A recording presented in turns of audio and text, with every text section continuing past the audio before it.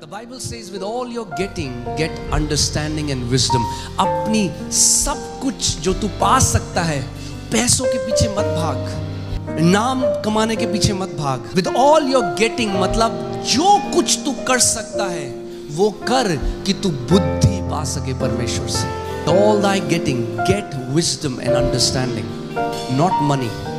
क्योंकि पैसों के पीछे भागोगे तो जिंदगी भर पैसों के पीछे भागोगे. जितना तेज भागोगे उतना ज्यादा पंख पैसे के लगेंगे, उतना तेज वो आपसे भागेगा. मगर अगर बुद्धि और परमेश्वर के ज्ञान के पीछे भागोगे तो उसका वचन कहता है दीर्घायु. बोलो दीर्घायु. रिचेस यानी कि धन, और ऑनर यानी कि आदर.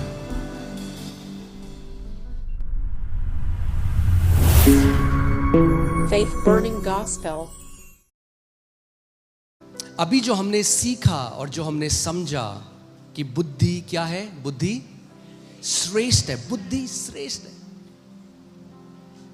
आप आज भी देखो कलीसिया के अंदर, और जो मैं कह रहा हूं उसे ध्यान धरकर सुनना, समझना. आज क्या होता है कलीसिया में? अगर अभी मैं बोल दूं 4 संडे बाद अनॉइंटिंग ऑयल सर्विस है, तो यहां पूरे कैंपस में ये 4 एकड़ में जगह नहीं, 4.5-5 एकड़ जितना भी है, इसमें जगह नहीं बचेगी पांव रखने की भी.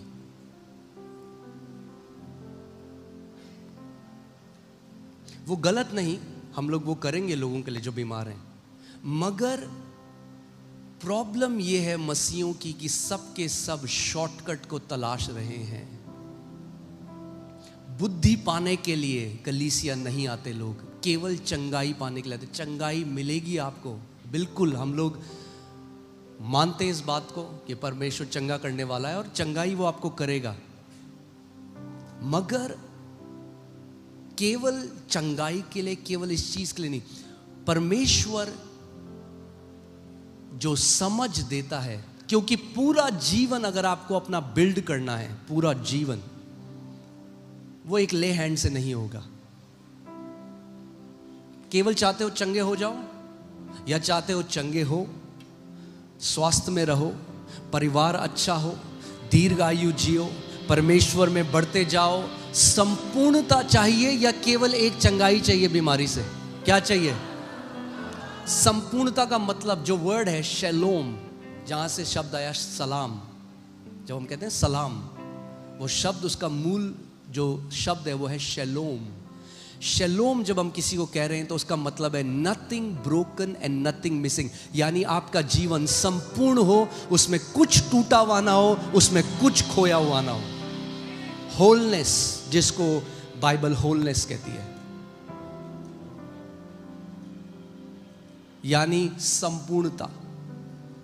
और संपूर्णता का अगर जीवन जीना है तो इसका मतलब वचन में बढ़ना पड़ेगा. आमीन. वचन में बढ़ना पड़ेगा. उसके लिए बुद्धि में बढ़ना पड़ेगा. आप जानते हैं कई सारे लोग आज क्यों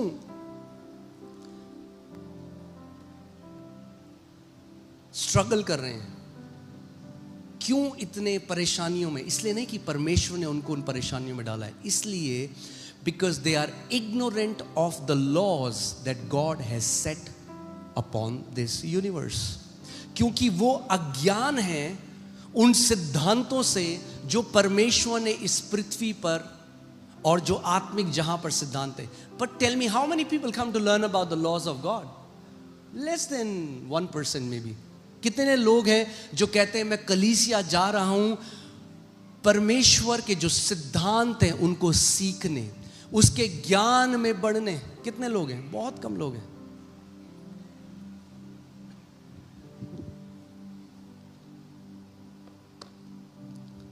तो चलिए वचन में चलते हैं. मैं आपको बता रहा हूं, wisdom is the principal thing. Principal thing यानी अगर बुद्धि आ गई ना, क्यों? परमेश्वर की जब बुद्धि आ गई तो अलग अलग 10 प्रार्थना रिक्वेस्ट मांगने की जरूरत नहीं. बुद्धि आ गई तो शादी बढ़िया कर देगी, बुद्धि आ गई तो स्वास्थ्य बढ़िया कर देगी, बुद्धि आ गई तो फाइनेंसेस सही हो जाएंगे, बुद्धि आ गई तो तनाव चला जाएगा, बुद्धि आ गई तो हर एक चीज, क्योंकि वचन कहता है it's by wisdom a house established. घर जो बनाया जाता है परमेश्वर ने बुद्धि से बनाता है। आपका घर किससे बनेगा? पैसों से नहीं बनेगा।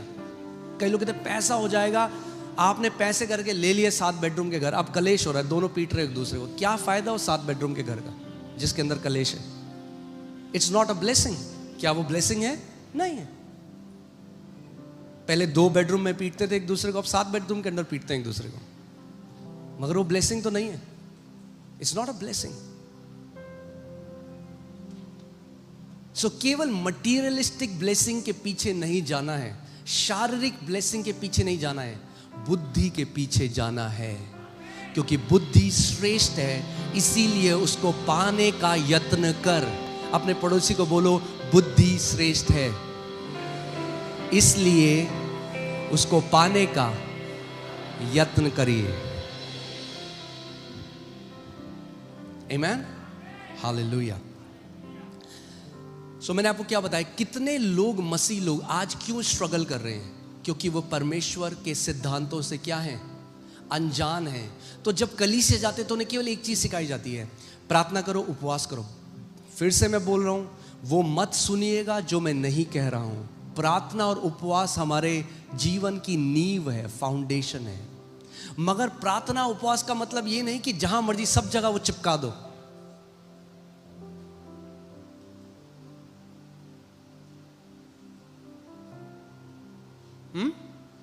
फरीसी भी बहुत उपवास करते थे। टोटका नहीं है उपवास करना। जहां बुद्धि चाहिए वहां बुद्धि चाहिए। सुन रहे हैं आप मेरी बात? Bible says for Jews they had zeal without knowledge. उनके पास जलन थी परमेश्वर के लिए, मगर उसके ज्ञान के बिना जलन थी। सो परमेश्वर का ज्ञान पाना बहुत जरूरी है। तो इसीलिए आज जब आप लोग आए हो और जो लोग मुझे ऑनलाइन देख रहे हैं, जब आप ज्ञान, परमेश्वर का जो ज्ञान है, उसकी जो बुद्धि है, उसके पीछे जब जाने लग जाओगे, आप देखोगे हर एक चीज जो डिसअलाइन थी आपके लाइफ में, जो बिखरी हुई थी, वो सही क्रम में आने लग जाएगी, एक के बाद एक। इसलिए हर संडे आना है, परमेश्वर मैं तेरी बुद्धि में, तेरे ज्ञान में बढ़ने तेरे भवन में जा रहा हूं।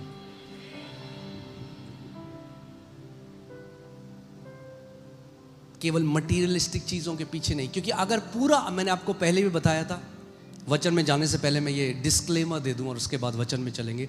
अगर आपके पूरी जिंदगी की प्रार्थना, एक कार, एक गाड़ी, वीजा, केवल शारीरिक मटीरियलिस्टिक ब्लेसिंग है, तो आप बुद्धिमान नहीं परमेश्वर की नजर में। क्योंकि आप केवल वो मांग रहे हो जो टेम्पररी हैं, जो थोड़े समय की हैं। मगर जो ज्ञान में बढ़ोगे परमेश्वर के, यहां पे वो अनंत में भी आप वैसे चमकोगे। क्योंकि याद रखना, जैसे आपकी आत्मिक बढ़ोतरी है, आत्मा में आप वैसे चमकते हो। कोई 0 वॉट बल्ब की तरह चमक रहा है आत्मा में, कोई 10 वॉट की तरह, कोई 100 वॉट की तरह, कोई 1000 वॉट की तरह।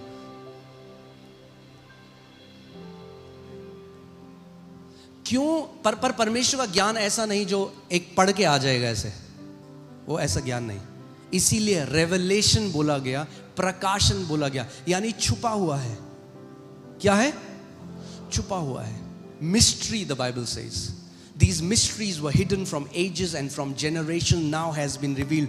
ये जो गुप्त ज्ञान, याद है आपको मैंने सिखाया था कुछ समय पहले, क्रूस का ज्ञान क्या था? गुप्त ज्ञान था। तो परमेश्वर का जो ज्ञान है ना, वो गुप्त ज्ञान है। परमेश्वर किन के ऊपर प्रकट करता है? जो क्या है? नम्र है, जो नम्र है, नम्रता से उसके बाद, और जो सीखना चाहते हैं। जो केवल रोटी खाने जाते थे यीशु के पीछे, उन्हें रोटी देता था। जो केवल चंगाई के लिए जाते थे, वो चंगाई देता था। मगर जो सीखने जाते थे, वो पहाड़ चढ़ के, वो फिर पहाड़ चला जाता था। भीड़ नीचे रहती थी। भीड़ कहाँ है?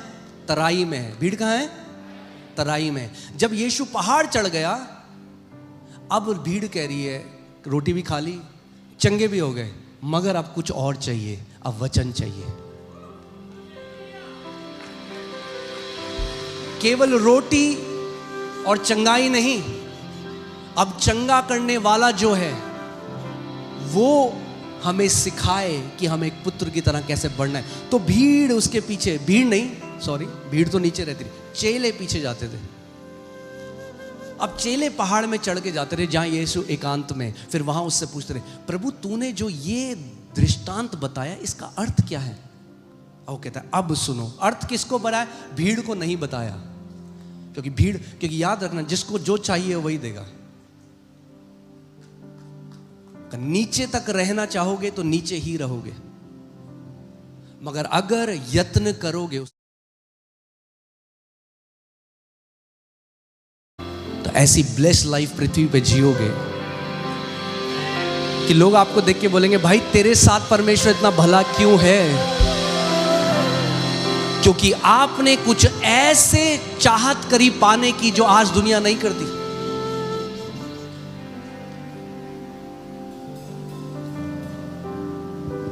आमेन। ठीक है। सो होशे 4:6 में पढ़ता हूं, होशे 4:6, मेरे ज्ञान के ना होने से मेरी प्रजा क्या हो गई? मेरे ज्ञान के ना होने से मेरी प्रजा नष्ट हो गई। परमेश्वर ये नहीं कह रहा कि मेरी प्रजा इसलिए नाश हो गई क्योंकि शैतान बहुत पावरफुल है, क्योंकि जिस देश में ये रहते हैं वहां जो सरकार है वो मसीहों को सता रही है। ये नहीं कहता प्रभु, क्योंकि इन्होंने ज्यादा पढ़ाई लिखाई नहीं करी, क्योंकि ये दिल्ली जैसे शहर में रहते हैं जहां पॉल्यूशन ज्यादा है। परमेश्वर कह रहा है एक कारण है कि मेरे लोग नाश हो जाते हैं, और वो क्या है? कि उन्हें मेरा ज्ञान नहीं है। तो इसको उल्टा कर देते हैं, जो भी सत्य है ना वो दोनों साइड से है। तो अगर ज्ञान ना होने के कारण परमेश्वर के लोग नाश हो जाते हैं, तो जब उनके पास परमेश्वर का ज्ञान होगा तो क्या होगा? वो कभी भी नाश नहीं होंगे।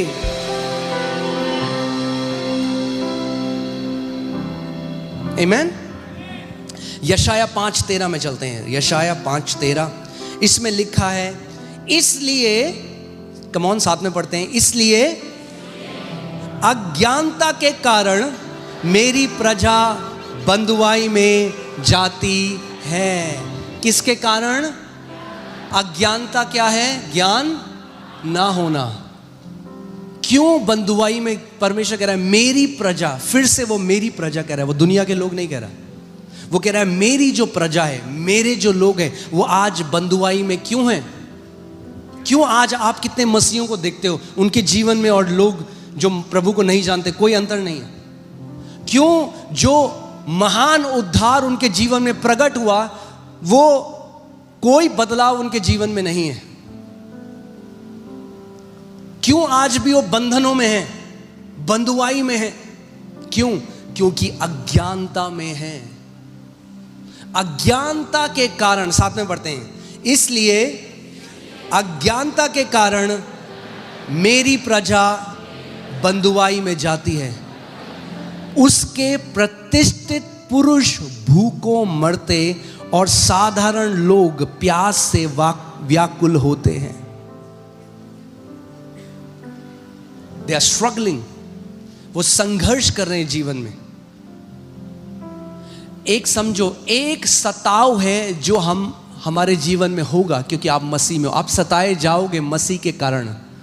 मगर एक है जो मूर्खता के कारण आता है, उसको इसमें मत मिलाओ, वो अलग है। एक संघर्ष है जो आपकी अज्ञानता के कारण आता है, और 95% जो संघर्ष है वो अज्ञानता के कारण है। जो मसीह के द्वारा है वो तो 5% ही है। जो आपका पड़ोसी कुछ बोल रहा है, आपकी बुआ कुछ बोल रही है, आपके मम्मी पापा कुछ बोल रहे हैं, वो एक अलग संघर्ष है, वो तो है ही। मगर 95% जो संघर्ष कई मसीहों के जीवन में है वो इसलिए क्योंकि वो उन सिद्धांतों को नहीं समझते जो परमेश्वर ने जिसके द्वारा जो ठहराए हैं अनंत से। परमेश्वर ने, God has set some laws. आज मैं आपको एक लॉ के बारे में बात करूंगा, और ऐसे बहुत सारे लॉ हैं. जब आप उन सिद्धांतों को समझ जाओगे वो कैसे कार्य करते हैं, success is gonna become automatic. आप जानते हैं अज्ञानता क्या कहती है? व्हाट डज इग्नोरेंस से? Why is it happening to me? मेरे साथ ऐसा क्यों हो रहा है? मैंने तो किसी का hallelujah. That's what ignorance is. मेरे साथ ऐसा क्यों हो रहा है? तो पता करो क्यों हो रहा है. Don't remain ignorant. मेरे साथ ऐसा क्यों हो रहा है? This is ये अज्ञानता कहती है मेरे साथ ऐसा क्यों हो रहा है. ज्ञान कहता है जिस परिस्थिति में मैं हूं, परमेश्वर का वचन उसके बारे में क्या कहता है. अज्ञानता क्या कहती है? मेरे साथ ऐसा क्यों हो रहा है. ज्ञान कहता है परमेश्वर का वचन इस परिस्थिति के बारे में क्या कहता है. समझ कहती है इस परिस्थिति से बाहर आने के लिए कौन से सिद्धांत का मैं इस्तेमाल कर सकता या कर सकती हूं. और बुद्धि कहती है अब इस सिद्धांत का इस्तेमाल करके मैं कैसे बाहर आ जाऊंगा इस चीज से. Knowledge, understanding and wisdom. कई लोगों को ज्ञान तो है मगर उसको अप्लाई नहीं करते. इसीलिए परमेश्वर का वचन कहता है वचन को केवल सुनने वाले मत बनना और अपने आप को धोखा ना देना. क्योंकि वो मनुष्य जो केवल वचन को सुनता है पर उसको कार्य में नहीं लाता या उसको करता नहीं, वो उस मनुष्य की तरह है जिसने अपना चेहरा आईने में देखा और फिर भूल गया वो कैसा दिखाई देता है. So if you are not a doer of God's word, your knowledge will mean nothing. अगर आप जो ज्ञान है उसको अप्लाई नहीं करोगे तो वो जो ज्ञान है उसका कोई मायने नहीं है. ज्ञान पाना पहला की है, पहला एक आप कदम है. आप वचन से ज्ञान पाते हो मगर केवल ज्ञान पाना काफी नहीं. बुद्धि क्या है? उस ज्ञान को कैसे मैं अपने जीवन में प्रैक्टिकली अप्लाई कर सकता हूं. सोचो यहां पर इतने सारे लोग आते हैं, वचन हम सिखाते हैं, तो दोनों लोगों ने, दो तरह के लोग हैं. एक ने सुना हाँ जी ऐसा है, बहुत बढ़िया, अब वो घर चले गए, अब वैसे ही हैं. चर्च से कोई एफओएल जैसे कोई आ नहीं रहा हमारे लिए प्रार्थना करने. अब दूसरा एक जो व्यक्ति है उसने वचन सुना, अब अपने जीवन में अप्लाई किया, अब वो रोज परमेश्वर का वचन उठाकर घोषणा करने लग गए. वो हमारे अपराधों के कारण कुचला गया, हमारे ही कारण उस पर ताड़ना पड़ी, उसके कोड़े खाने से हम चंगे. अब वो क्या कर रहे हैं? वो जो वचन उन्होंने संडे को सुना उसको वो क्या कर रहे हैं? अप्लाई कर रहे हैं.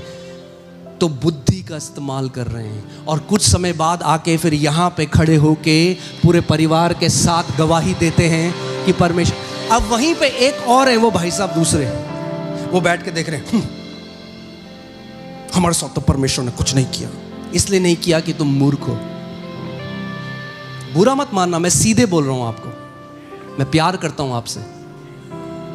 परमेश्वर पर मत डालो. अरे जो ज्ञान उसने तुम्हें दिया, क्या तुमने अपने जीवन पे उसको लागू किया? अगर नहीं किया तो जादू नहीं है कलीसिया में, जादू की छड़ी नहीं है यहां पे. इसीलिए लोग कहते हैं अरे अगर ये लोग ऐसे चंगाई कर सकते तो हॉस्पिटल खाली कर दें. अरे हॉस्पिटल में अगर लोगों के कान होते सुनने के तो जाते ही नहीं वहां.